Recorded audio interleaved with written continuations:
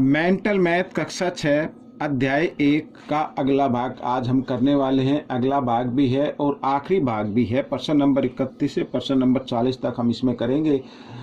मैं हूं हरी सर और आप सभी बच्चे देख रहे हैं आपका अपना YouTube channel math with Hari sir special Hindi medium के बच्चों के लिए।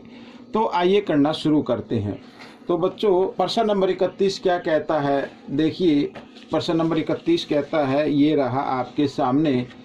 तो प्रश्न नंबर 31 कहता है, मनीष ने 100 को 79 की जगह 89 से गुना कर दिया। ठीक है, यानी किससे करना था? गुना 79 से करना था और किससे कर दिया? 89 से गुना कर दिया। उसका सही उत्तर से कितना अधिक आया? तो कितना अधिक आया ये करते हैं। देखो सबसे पहले 100 को हम 79 से गुना कर लेते हैं। ठीक है, इसी से करना था तो 79 को पहले 1 से करेंगे गुना, 79 एकम 79 और इसमें 2 जीरो तो 2 जीरो लगा दी हमने। ठीक है, आइए करते हैं।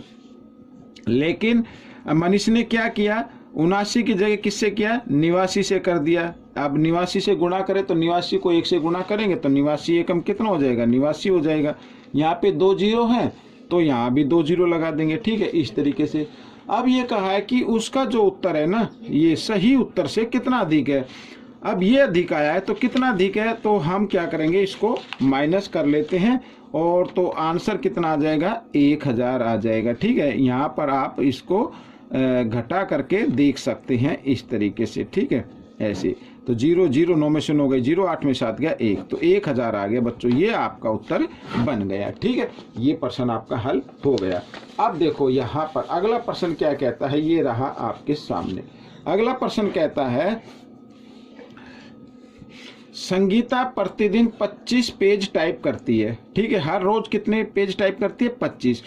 तो नवंबर के महीने में वह कुल कितने पेज टाइप करेगी? अब नवंबर के महीने में पूछा है तो सबसे पहले हमें देखना है नवंबर के महीने में कितने दिन होते हैं। ठीक है, तो यानी हर रोज कितने टाइप करते हो, यहाँ पर मैं लिख देता हूँ हर रोज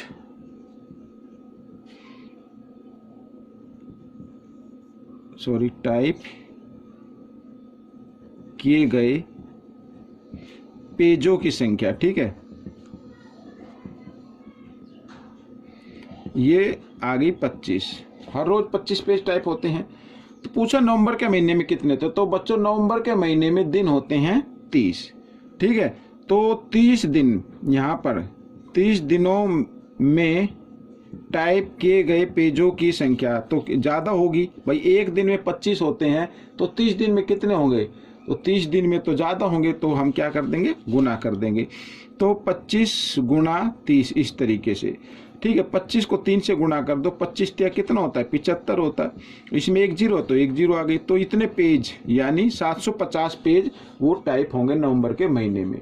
तो अब हम करेंगे प्रश्न नंबर 33। तो प्रश्न नंबर 33 भी आसान है। देखो क्या कहता है, 10 करोड़ में अंक 0 कितनी बार आता है? भाई ये तो बहुत ही आसान है। नहीं आता तो ऐसे करके देख लो, इकाई, दहाई, सैकड़ा, हजार, 10,000, लाख, 10 लाख, करोड़ और 10 करोड़, ये हो गया 10 करोड़। ठीक है, तो 0 कितनी बार है? 1 2 3 4 5 6 7 8, तो 0 8 बार है बच्चों। ये इसका उत्तर आ गया, बहुत ही आसान था। आइए प्रश्न नंबर 34 कर लेते हैं। तो प्रश्न नंबर 34 क्या कहता है, देखो अनीता की आयु 48 वर्ष है। ठीक है, उसकी आयु रोमन प्रणाली में लिखनी है, यानी रोमन में लिखनी है। तो अब रोमन संख्या आपको आनी चाहिए। ठीक है, तो 48 को कैसे लिखते हैं? देखो भाई, ये तो हो गया 50, ये तो हो गया 50, एल को 50 बोलते हैं। इसमें से हम यहाँ पर अगर इधर लेफ्ट साइड में हम लिख दे x को यानी 10 को, तो ये घट जाता है। ठीक है, तो कितना हो गया? 40 हो गया। अब कितना हो गया?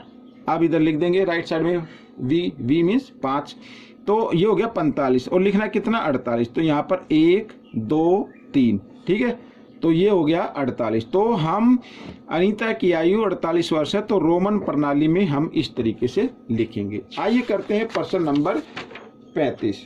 ये देखो, ये रहा। अब प्रश्न नंबर 35 लिखा है, तो इसमें कहता है प्रश्न नंबर 35, 3 अंकों की 3 अंकों की कुल कितनी संख्याएं हैं। अब बच्चों देखो 3 अंक यहाँ से शुरू होते हैं 100 से और कहाँ तक होते हैं 999 तक होते हैं। ठीक है, इसके बीच में 101, 102 इस तरीके से आएगा। तो बच्चों अब मेरा कहने का मतलब है ऐसे अगर आप गिनेंगे तो काफ़ी दिक्कत हो जाएगी। तो आप क्या करें, ठीक है, 3 अंकों की सबसे बड़ी संख्या निकालें। भाई यहाँ पर यहाँ से शुरू होते हैं ना, तो इससे पहले नंबर कौन सा होता है 99 होता है। तो हम क्या करेंगे 3 अंकों की सबसे बड़ी संख्या में से, ठीक है, 3 अंकों की सबसे बड़ी संख्या में से 2 अंकों की सबसे बड़ी संख्या आप घटा दीजिए। ठीक है, इस तरीके से तो ये आ जाएगा, यानी 3 अंकों की कुल कितनी संख्याएं होंगी 900 होंगी। इस तरीके से आपको करना है। आइए करते हैं अगला प्रश्न। अब अगला प्रश्न कहता है 5784 घटा 437 का सैकड़े में सन्निकट मान क्या होगा। यानी निकटतम, सन्निकट का मतलब निकटतम ही होता है। ठीक है, तो निकटतम मान क्या होगा सैकड़े का हमें बताना है। अब यहाँ पर लिखा है 5000 को छोड़ो 784 लिखा हुआ है। क्या लिखा हुआ है 784, तो ये 784 होगा 800 के निकट। तो यहाँ पर लिख देंगे 5800 लिख देंगे इस तरीके से यही पे लगा लीजिए। और 437 होता है 400 के निकट होता है बच्चों। तो अब इनको आपस में घटाएंगे तो कितना आ जाएगा 5400 आ जाएगा बच्चों।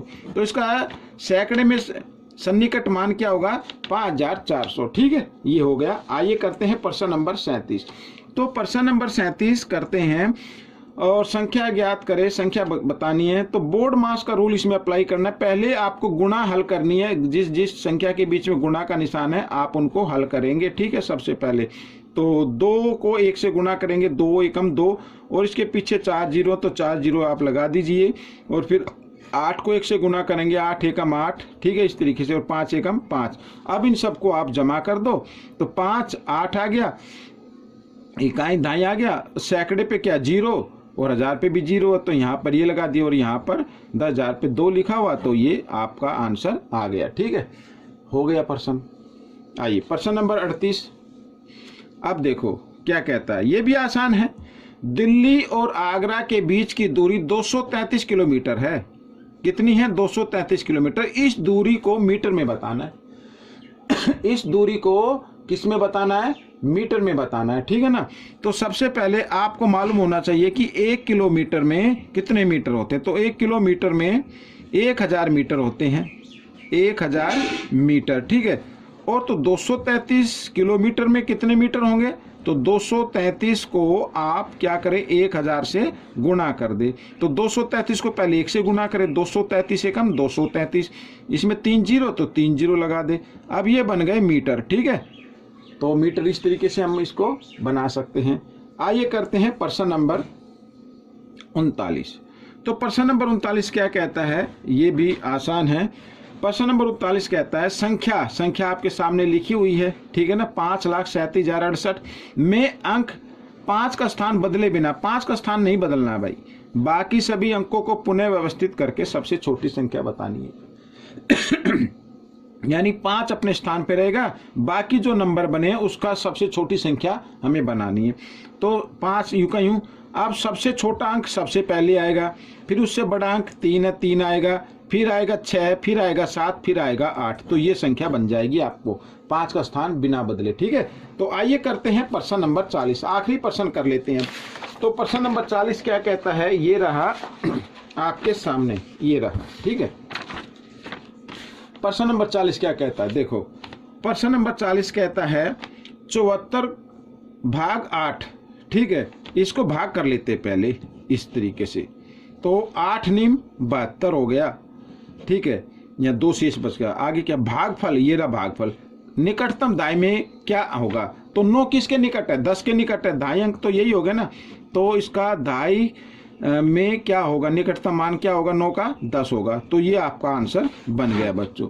तो ये भाग पूरा हो गया है। आपको ये भाग कैसा लगा मुझे जरूर बताना, और इसमें से सीख के दूसरों को जरूर सिखाना, ताकि आपके अच्छे नंबर आ सके, अच्छी रैंक आ सके। मिलेंगे अगले भाग में, तब तक के लिए धन्यवाद।